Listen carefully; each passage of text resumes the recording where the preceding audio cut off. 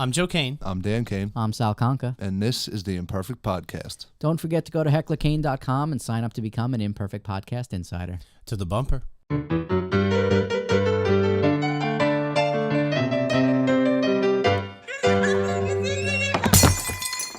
Well, welcome to the studio, boys.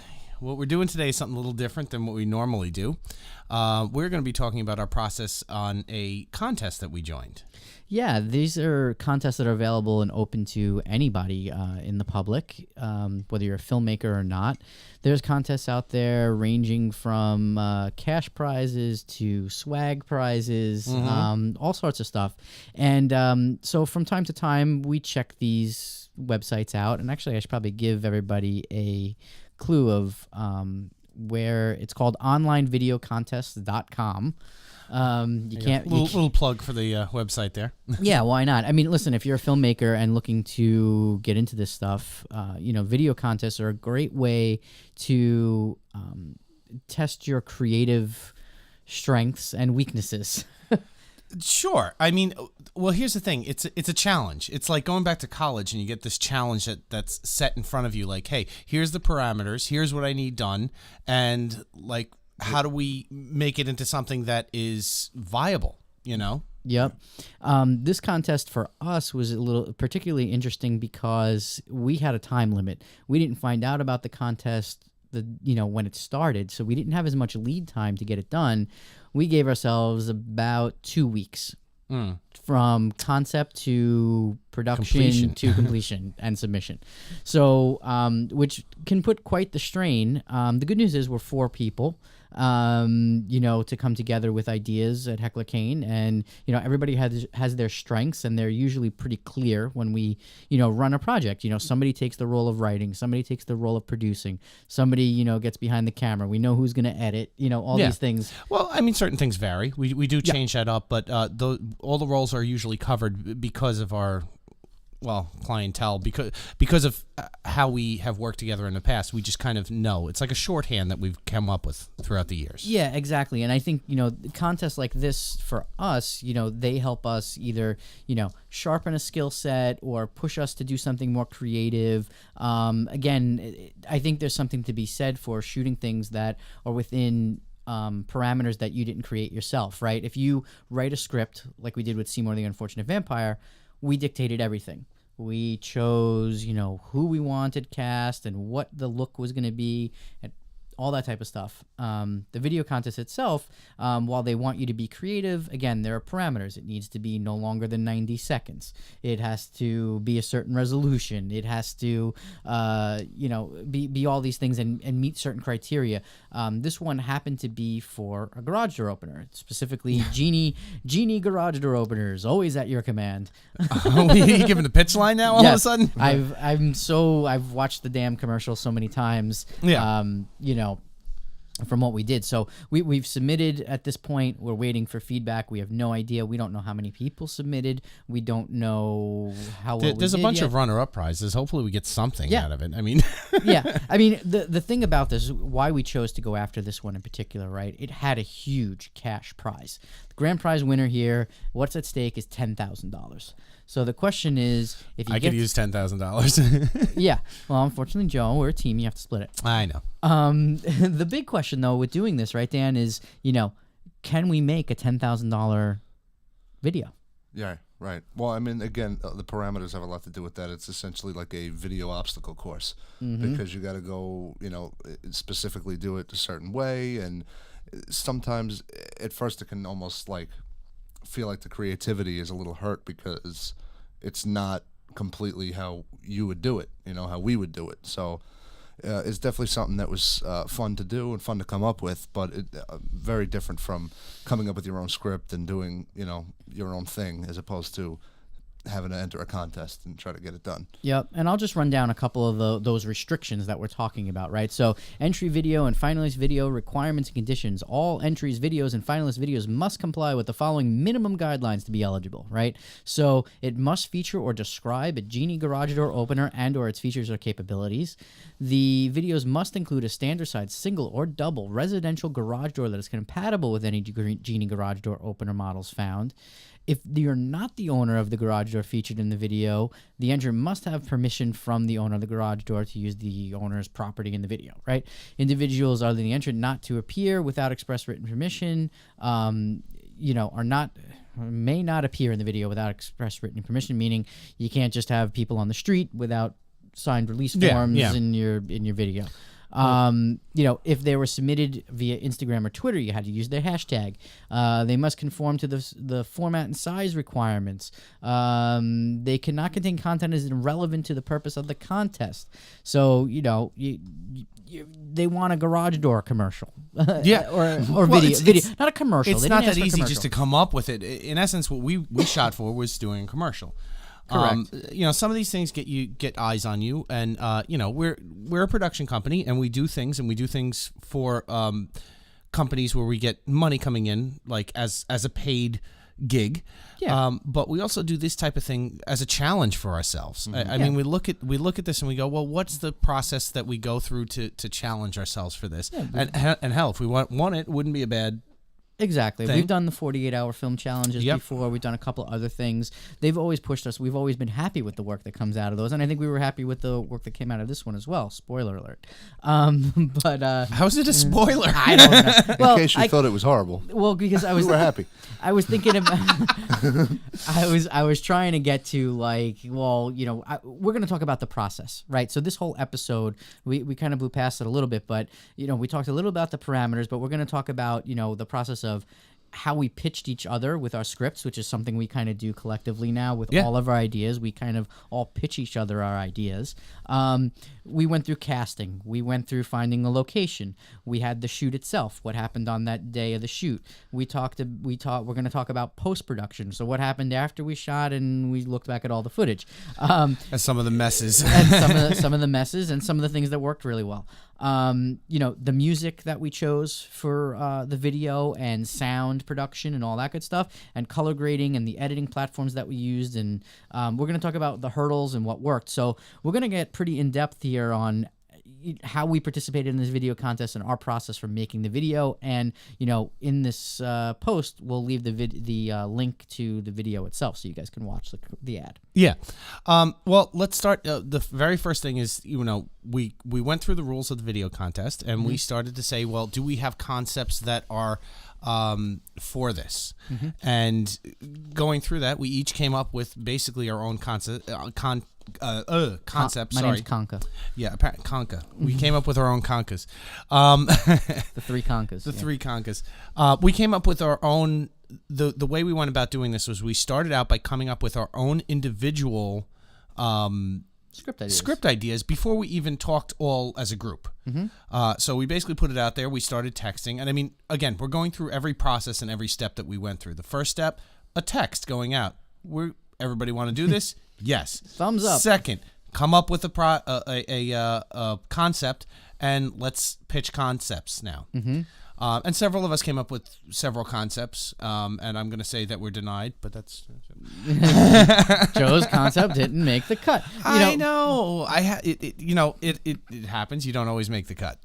Exactly. But I mean, the thing is with that, even as we're pitching each other, some of the ideas were super funny. The question was, could we shoot it in 2 weeks with the no budget that we don't have, and the locations and the crew? So we had funny ideas. One of the ideas for the commercial, Joe's idea. You want to talk about what your original concept was? I came up with basically the Bob Vila spoof. And it was the, this old garage instead of this old house. And it was, trying to repair a garage door was my basic concept. And, the practicality of shooting it was going to cost too much money. And it was going to be very labor intensive to try to build a contraption around what was going on there. And so, one thing led to another, and it was not one of the concepts that we chose. Yep.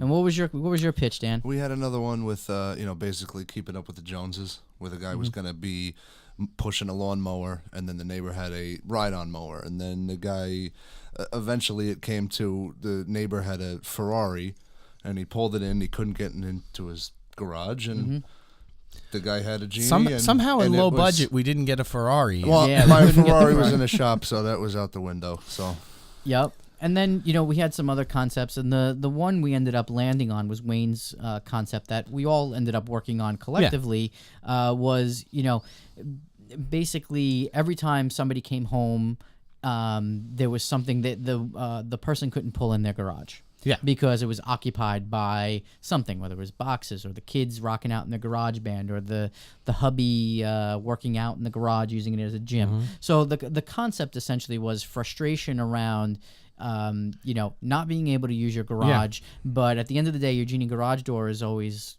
there for you. Well, we can't guarantee you'll be able to get in it. Well, getting through that now, we went into script writing process, basically where we wrote a script and then we threw the script out. Mm-hmm. And we used the concept and rewrote the script and then threw that script out. And this is all taking place over the course of a couple of days that we had in preparation. Yeah, for we this. had the week of prep and then shooting on a Saturday and then a week to edit. So, I'm sorry, she was shot on a Friday and then a week to edit. And that's like a really ambitious schedule for anybody, let alone trying to do something with any bit of perfection in it. So the day of shooting, right? Let's talk about that. So the script itself, where we had ideas throughout all this.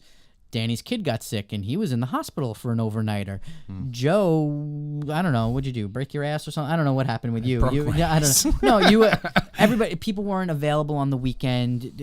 Wayne had the play. Everybody has commitments because we have lives. So it was like trying to figure out when are we going to shoot this, and was it going to be Friday? Was it going to be Saturday? Sunday? Because all of that changes who you have available and what you may have available depending on the day you're going to shoot this thing. Because this wasn't planned 6 months in advance. This was like, Yeah, and the practicality was then we also had to have actors that were going to be in the actual shoot. Correct. So I think the biggest lesson learned or the attitude that we had was every time we got stuck with a hurdle or a problem was, what are the assets we do have that we can leverage? That's a very simplistic way of looking at it, because that's exactly what we had to do. But I don't know if in the process we really were thinking about that. Well, I said it a few times. Well, maybe I wasn't listening to you. I felt like I said that a few times because I was just kind of like casting, right? So we could start. We got through the script. We kind of knew which concept we were going to go with. We were going to shoot on Friday. Wednesday, I think I put a post up on Facebook. Yeah. And it ended up, friend of a friend refers somebody. And originally the concept was the dad was going to come home every day. Joe was going to play the lead, right? I ended up getting a casting, a woman who would play the mom wife. And we said, well, what if it's now the wife that comes home every day? So you just switch the script, right? You flip the script. There were innate problems too, being very short on crew. Yes. That we discovered, okay, well, I was going to play one of the parts, and you're going, okay, well, Joe's going to play the dad, and this is going to work like this. Even if we were looking at that, I was going to play the dad, the problem with that innately was then we lost somebody behind the camera. Mm-hmm. Yeah. And we always do a 2-camera shoot for everything we do. We have 2 Canon 70Ds. Yeah. And we want to shoot with 2 cameras. But then on top of that, it's 2 cameras plus sound and lighting. And, the good news is we were shooting at one location. We knew we were shooting in a garage. Yeah. That was simple. That was probably the easiest part of the whole shoot was we knew the location. We were going to shoot in a garage. Yep. But after that, all bets are off just like any other video shoot. And, like we said, so now we had somebody who was willing to participate in our antics. We had an actress, Randy, who you can follow her on Instagram. She was tagged in a bunch of our posts. Randy Actor is her handle. And, she did a great job. She came in, again, referred by a friend of a friend. She's an indie film, embraces the indie film spirit. She gets it. She works on her own stuff. She produces some of her own stuff. It's always good to work with people like that. I got to give her props because she came in and we were hectic because we were trying to still figure out the script by the time she even came in. Yes, we were writing our shot list a half hour before she arrived. Yeah. And basically, her coming in, she had that indie film spirit, which was amazing. She knew. She's like, okay, well, what do you got? What do you need me to do? Exactly. And she came prepared with, hey, actors, if you're listening, she came prepared with multiple changes of clothes. She came prepared with a great attitude. She came prepared with asking the right questions, knowing like what's happening in this scene every time she came out. I mean, all that stuff. And, on our side, we took care of her. Made sure she stayed warm because it was a freezing cold day. Made sure she had water and was comfortable and a place to be comfortable and all that type of stuff. So treating people right is key. She had a green room. Yeah, she had a whole house. She had my parents' house all to herself. So, that was a great experience working with her. So casting, we got lucky. We wanted to cast more people. We wanted to cast teenagers to actually be in the rock band in the garage. Couldn't get them. Right. This is the unfortunate part. I mean, we're casting 2 days before a production and shooting on a Friday when kids have school. Yep, exactly. So these are the things you have to live with.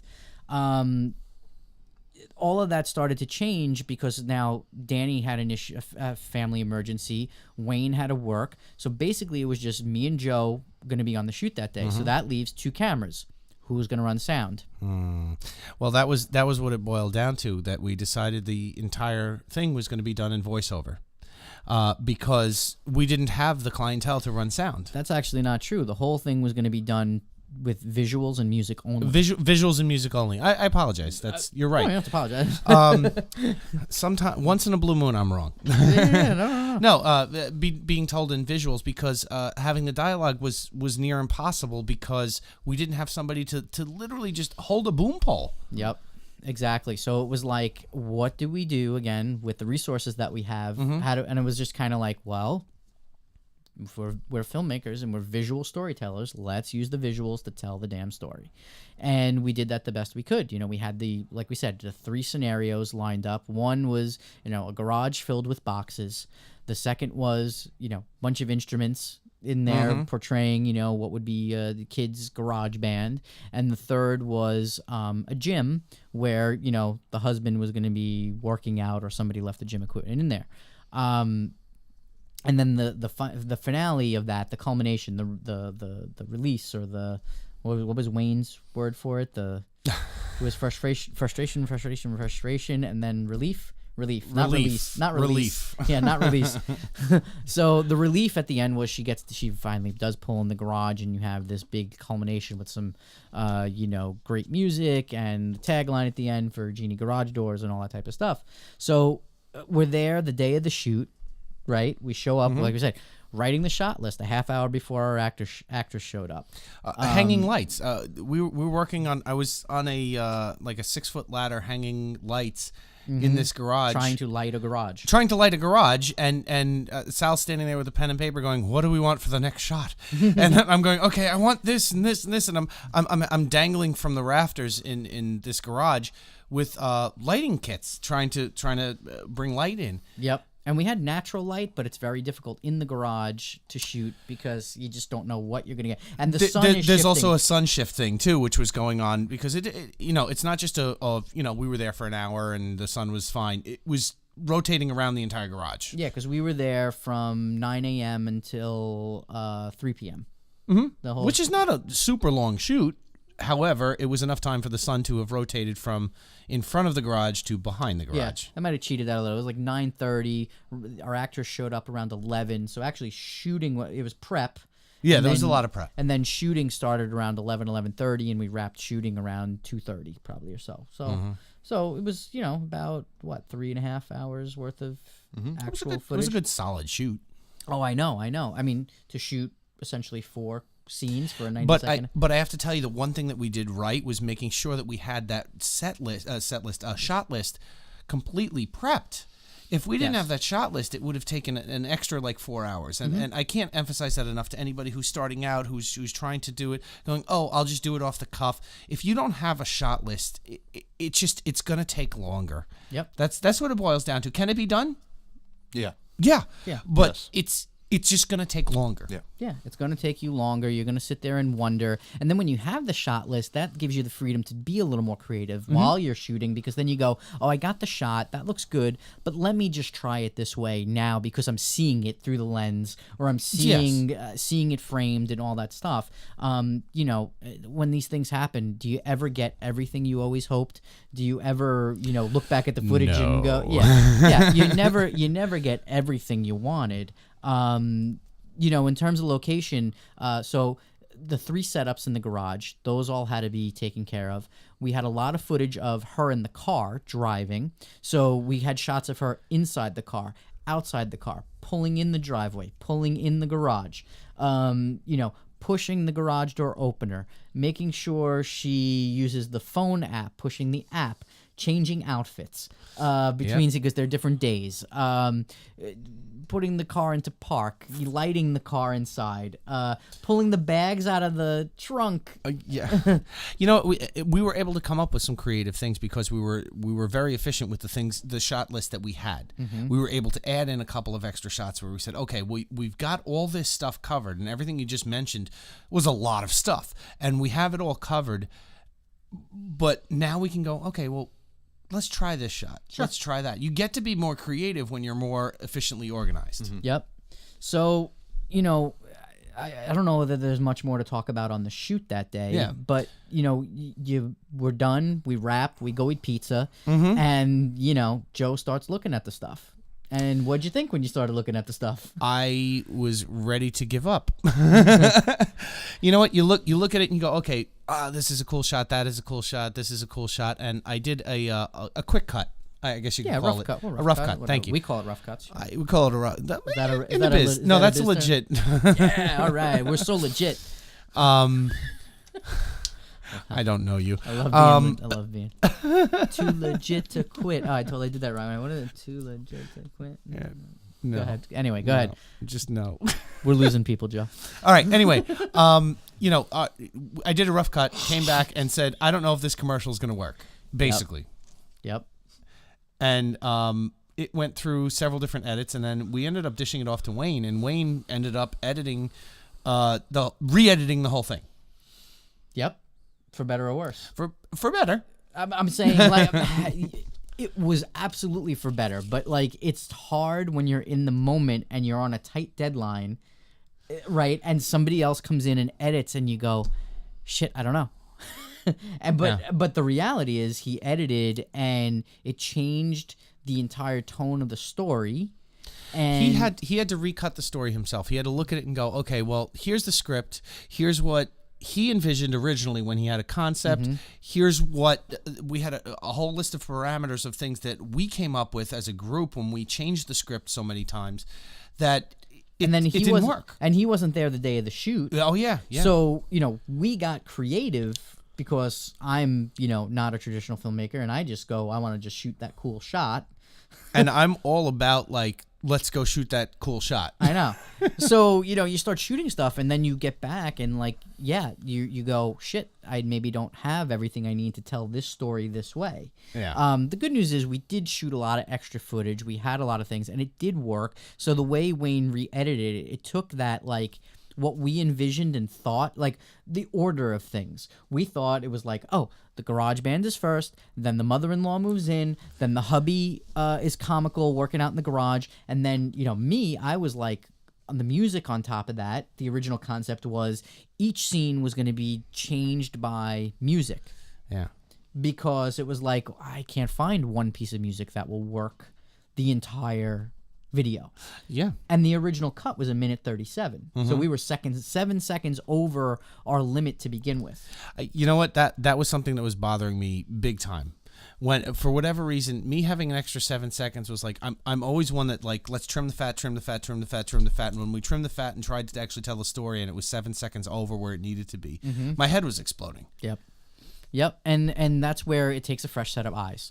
Yeah. So, you know, that being said, we're very fortunate that we have everybody here can edit and look at something and know what to look at. So, fresh set of eyes, Wayne comes in, boom, new edit, reorders things, right? Now, all of a sudden, the whole flow of it just looks completely different, right? So now it's, boxes in the garage, mother-in-law moving in. Second scene is the band now, and then the third is the other. We tried so many times, or I tried so many times to make that different music sequences work. We had a great bassoon. I missed that soon. It was a comedic. We should actually we should actually put the different edits up online so people could see the progression almost. We could, we could. We have it in different but stages, but you know what? I almost feel like it would take away from all of it to see like in stages. I know. However, it's not a bad idea. We'll see. Maybe if people ask for it, we'll put it up. So ask for it. Yes, please. If you want to see the other edits, message us or comment us, and we'll get you those edits and let you see them personally. Yeah, so, looking at it in different stages. That's what this is all about. This podcast today is just trying to be totally transparent with everything we're doing with this thing. Exactly. And then, so from post-production, what did we notice? That the music didn't work in different sections. You editing, what did you notice in the corner every time we had a wide shot of the garage, Joe? Oh, no. A light tree. For whatever reason, we had a light tree up in the corner of one of the entire shots every time the car came around the corner. We had moved it, quote unquote, if you can't see me, and quote unquote with my hand air quotes, we moved it offset every shot. But unfortunately, when we just didn't move it too far enough. The one wide shot that Joe wanted, we just somehow, because two people on set, there's only so much we can, we have brain power for. We needed Danny. And, yeah. So we had a tree, but to Joe's brilliant ingenuity, he digitally inserted a tree. Well, I know. I literally put a tree over the light tree. Yeah. I thought it was a clever little thing, a little nod. So when you eventually see this video, there's a tree over the light tree, tree up in the corner. To the left of the garage. You should be able to tell the difference, but I mean, it goes by so quick. It goes by quick. Hey, I like to think my special effects were decent on it. Perfect. Look at that. No budget special effects, CGI. In our Genie garage door commercial. I mean, listen, my dad's lived there for 40 years. He didn't notice there was an extra tree in his backyard. I suppose that's a good compliment to the special effect. I know. So, we got close to an edit. We were feeling more confident about the edit. We actually had transitioned at one point and said, you know what, maybe this does work with one piece of music now because it tells a more cohesive story. Wayne's edit did that visually now. Yeah. So we had a more cohesive story. So the music didn't need to transition every time. I didn't need that. Something was still missing. Yeah. And we kept sending it to people, and you're confident, and you're frustrated, but you're confident, and you're like, I can't do this anymore. I'm running out of time. The time is running out. It always helps to get an extra set of eyes on it. We said that before, but even outside of the circle of us sitting there or the circle of whoever your crew is or whatever, get an extra set of eyes on it. We sent it to, I was asking my wife and my kids. I asked my kids, I'm like, what do you think of this? It's great, Dad. I know, kids not going to give you, They didn't give me a straight answer, but, it was still, we got a whole bunch of fresh sets of eyes on this thing outside of our circle. Yeah, I did the same. I sent it a couple clients, for risk. I didn't know you did that. Oh yeah, I sent it. Well, they know I do the video work, and so I'm kind of like, hey, what do you think of it? And so, but some of them, like, I appreciate the clients because they give more honest feedback sometimes. Yeah, because they don't care about you. Exactly. They're like, oh dear God, what is this? It doesn't work. I don't get it. One of them was just basically, I don't get it. I don't know what you're trying to. Our father's pretty honest about stuff. Yeah. When we ask him. Yeah, he's pretty honest. My dad gave me a pretty honest feedback eventually. Like, I think the initial, he was like, oh, that looks good. It's cute. Like, he's like, I like it. And then I, called him when everybody else was giving some confused feedback. And I was like, well, what do you do you understand? Like, I actually had to ask. He's like, it's good. And then I asked, but do you understand it? And he's like, I think you're being a little too lofty that people are going to understand the concept. I think you need to make it simpler and simplify and this. Yeah. And that's where this whole thing came in. It was like, we need a voiceover. We had a voiceover at the end. In my opinion, originally, my, opinion that doesn't count, was that voiceover at the end tied everything together. No matter what life throws your way, your genie garage door will always be there, whatever the hell I said, right? That was pretty much it. Yeah, something Except like, you didn't go at the end. yeah, whatever I'm messing up the ending, but it was no matter what life throws your way. And I go, well, that ties it all together. I've seen way more confusing commercials during the Super Bowl. Like, what the Well, fuck? I thought that was something funny. He had actually called me during the Super Bowl and just like all I got out of you, Sal, was, you know what? I just watched a commercial. I have no idea what it was for, and our commercial was so much better because I have no idea what the hell they were trying to sell. So, you know what? I guess that bodes well for us. It was a TV commercial during the Super Bowl for it was a car ad for Hyundai or something like that, and there was a referee handing out red cards to children playing soccer, and the guys just went, red card. The kid's tying his laces, red card, and then a parent talked back, red card. And then, I don't know, then they all got in cars and drove away. I seriously had no idea what... Soccer's not part of the Winter Olympics. Like, I don't know. You know, this doesn't... None of this... That commercial didn't work for me. It had nothing to do with the Super Bowl. Anyway, Yeah, but you know what? Totally off topic. It's not off topic because it's looking at comparisons to other things. We should always be comparing what we're doing and the work we're doing to what's out there. That's what this whole business is about, is going, okay, well, can we do what they're doing? Can we get the point across what they're doing? And can we make it better? Or can we at least do what they're doing? Yep. And so the bottom line was our commercial wasn't working. For Yep. You know, the way we had it set up. And this was at this point the day before it was due. It was due on Sunday, and it was due on Sunday. We needed it done by Saturday because nobody was going to be sitting around editing on Sunday. Like, it just it needed to be done Saturday. So I believe on Friday I sent an email to the guy that did the voiceover for the end, which, by the way, I think he did that on a Wednesday, and that was last minute. And then I was like, hey, change of plans. We're going to narrate and use voiceover through the entire ad. When can you go to your studio and record that for us? Mind you... Oh, by the way, we need it like 15 minutes ago. Yeah. And, well, I was shitting a brick because he sent me, oh, I got it. I'll be on that around 4 o'clock your time. So it was about 8 o'clock our time, and I still hadn't heard from him, and I'm going, where the hell is it? You know, I was like, I sent an email going, oh, by the way, if you have any questions, you know, let me know. And he's like, I'm going to be in the studio now, like, doing it. Yeah, but you know what? You don't always have that option of somebody like, what was his name? Yeah, so his name is Todd Myers. He's a voiceover actor from Texas. Give him a little props, you know? Yep, Todd Myers, voiceover actor from Texas, former radio broadcaster. His company is called Quadrant904.com. Really great guy. I met him on vacation. Are you kidding me? You didn't know that? I had no idea. Oh, you didn't know that? Yeah. I met this... You just go, I got a voiceover guy. I'm like, all right, go for it. Danny, I'll talk to you about this because you'll understand. So I went to this really nice bed and breakfast. I take the lady, you know, we go away for a weekend in New Paltz.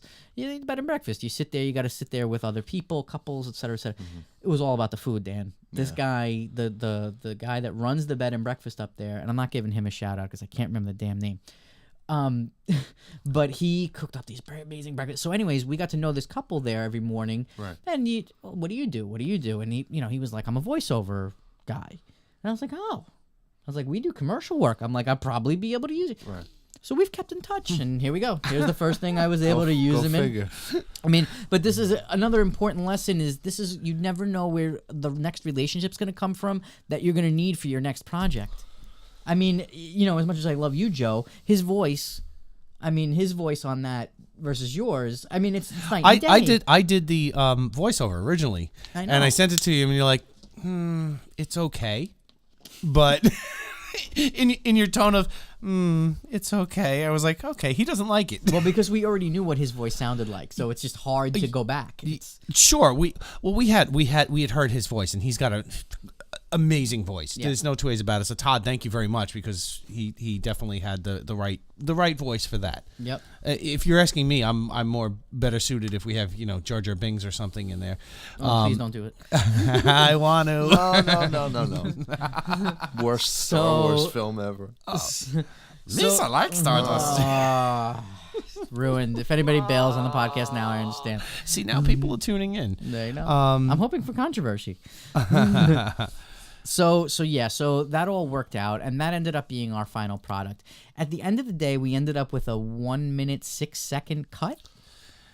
Yeah, considerably shorter than what we had even anticipated. We had till 90 seconds. We didn't need it anymore. No. So we cut all the fat and really told a story that flowed much quicker with one piece of music. Yep. Actually, it's not true. 2 pieces of music. We had a different piece of music for the relief, which she pulls in the garage, but it all just worked and flowed so much better. It tied well together. At least we thought so. We'd love people's feedback on this. We want to hear what everybody thinks about this. I mean, we're gonna get feedback from Jeannie eventually. Yeah. But we'd love to know what everybody else thinks about this We're gonna be video. posting it on our site too, right? I'm assuming. I'm posting this on our site. Yeah. Okay. So we'll put the link in the notes. Yep. I'm not putting it on YouTube. I'm just going to post it directly to the site. YouTube will be. So anyways, and then I think the only other we had to color grade it and do all that. One of the other things is we all edited in 3 different programs. Wayne was editing in Adobe. Joe is editing in Final Cut. I was editing in DaVinci Resolve. So the 3 of us, as we're all editors, we all edit in different programs. And there was ironically very minimal communication problems between the programs. Well, we didn't really export it and have it sent. Yeah, to we anybody didn't else. do it that way. But I got to tell you, we were okay with the 3 programs the way it worked out. It was a small this project. Yeah, it was a small project, so it was doable. I think for Seymour and stuff that's way bigger, we're still figuring out that workflow between the different programs and how that's going to work. We're all settling on our different strengths. I mean, I call myself affectionately the cleanup man a little bit. You and Wayne kind of do these big sweeping edits where you do the rough cuts and then Wayne, kind of constructs a story like it happened now, and it's just like I feel like, and then I'm like I look at it, it's all the little bits, the little. Yeah, you come in after and complain about everything we did. So I'm the cleanup man. You're the cleanup man. I clean up your shit, Joe. Thanks, man. Love you, buddy. Yeah. But yeah, no, there were tons of hurdles. We wanted to give up on this project a couple of times because of staff, just not enough resources, not enough time. So all those things are going to come into play every single time you do a project. I mean, we had some of these conflicts with Seymour too, and other projects we shot. So. Well, we hope that our little tale of we did eventually submit the project on time the day it was due, which. Considering there was a 2-week lapse there. I think Wayne had a final edit for me, and there was like it was like something had to be done. Yeah. Well, I mean, the point is, we got everything together, we banded together, and we were able to do this without killing each other. Yep, we did it without killing each other, but it was definitely difficult. It pushed our limits, which is one reason if you're debating whether or not to do a video contest, do it to push the limits of it. I mean, I asked some people I participated in the Frugal Filmmaker group on Facebook. And I'm in there every day commenting or talking about something, and I think one of the things I put up was as we were doing this during that time, should you participate in a video contest, or what's your take on video contests? And people would say they're only good I only like them if I win. People were being but you know what, that's a very conceited way of putting it. You know what, being able to do it and have the experience of doing it is worth the process. Yep. Obviously barring taking away money out of your pocket for doing it. It cost us $40 to shoot the ad because it cost us $40 in music. Yeah, $40 in music. Well, I'm going to say cost. $43 because I broke a light bulb. Son of a bitch. Joe, it was one of those nice LED light bulbs. Maybe it was more than $45. I always try to keep you on budget, Joe. So, yeah, I mean, to do this type of stuff, you can go out and shoot this stuff on no budget, and, you throw your hat in the ring to potentially win $10,000. So, will we be doing more of them? Most likely. Are we going to be selective about the ones that we do choose? Yes, because they're time-consuming. They're not easy to do. No. That was... there's pieces of the story that didn't get told. I mean, when you say you're on a time constraint, I mean... up till 1 a.m, 2 a.m. on work nights, editing on a Wednesday. Yeah. I mean, tell the girlfriend, just go to bed, honey. I gotta do this. There's no breaks. You're on deadline. You gotta do it. Well, that's another thing to be taken away from this is we were on deadline for 2 weeks straight. Mm-hmm. From conception to delivery, we were on deadline for 2 weeks straight. I was literally editing. It was my wife's birthday that Sunday, by the way. Bastard. And she was not happy with me. That Sunday, it was due on that Sunday, my wife's birthday, and she's staring at me, typing into a computer, and giving me the stink eye. And I go, you know what? It's deadline. Yeah. I have to do it. And I think that's part of us is why we, at the end of the day, why we all work well together is because we do all believe in wanting to put out the best product that we can. So, like, if any of us did give up or any of us, just wanted to call it quits, I mean, then it wouldn't work. We all have to pull our weight. It just wouldn't work otherwise. So, My best piece of advice for anybody going out there and doing any projects is to surround yourself with people that you have total confidence in to get a job done around you. Mm-hmm. That's it. That's it. Simple. We'll leave on that note. Thanks for listening. Don't forget to check us out at hecklerkane.com.